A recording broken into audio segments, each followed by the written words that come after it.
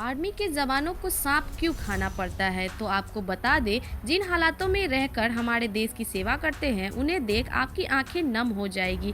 क्योंकि देश के एक जवान ने बताया कि जंगल में ड्यूटी करने के दौरान इन्हें सारा दिन भूखा रहना पड़ता है और जब भूख बर्दाश्त के बाहर हो जाती है तब ये जवान कच्चे केकड़े पकड़कर उन्हें खाते हैं।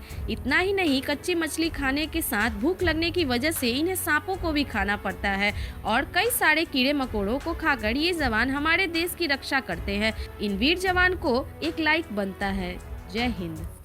डॉक्टर रात में पोस्टमार्टम क्यों नहीं करते, इसके पीछे क्या कारण है, क्या आपने कभी ये सोचा है? तो आपको बता दें, रात में पोस्टमार्टम ना करने की सबसे बड़ी वजह रोशनी होती है। जी हाँ, दरअसल ट्यूबलाइट की रोशनी में चोट के ब्लड का कलर लाल के बजाय बैंगनी दिखाई देता है, जिसके कारण उनकी पोस्टमार्टम गलत भी आ सकती है। इसलिए पोस्टमार्टम रात के बजाय दिन में किया जाता है। क्या ये चीज आपको पता थी? कमेंट करके जरूर बताएं।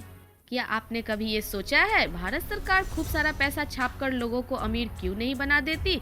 तो आपको बता दूं, अगर सरकार ज्यादा पैसे छापने लगी और लोगों के पास ज्यादा पैसे आने लगे तो लोगों के डिमांड भी बढ़ने शुरू हो जाएंगे और लोग अपनी मनपसंद चीजों को खरीदने के लिए 2 से 3 गुना पैसा देकर उसे खरीदना चाहेंगे, जिससे महंगाई भी बढ़ती चली जाएगी और देश की अर्थव्यवस्था भी चौपट हो जाएगी। क्योंकि ठीक ऐसा ही काम जिम्बाब्वे जैसी कंट्री पहले कर चुकी है, जिसकी हालत आज आपको बताने की जरूरत नहीं है।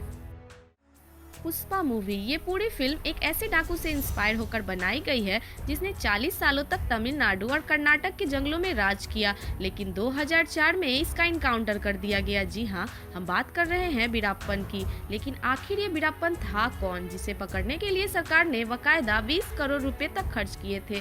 तो बता दे, वीरप्पन इतना कुख्यात डाकू था कि उसने कन्नड़ के सबसे बड़े फिल्म स्टार राजकुमार को भी किडनैप कर लिया था और कहा जाता है कि जंगल ही इसका ठिकाना हुआ करता था, जहां ये चंदन की लकड़ियों का स्मगलिंग करता था। हालांकि वीरप्पन जैसे डाकू को पकड़ना इतना आसान भी नहीं था, लेकिन एक लंबी प्लानिंग के बाद वीरप्पन को पकड़ा जा सका, जिसमें इस पर पुलिस ने 338 राउंड गोलियां फायर की थी।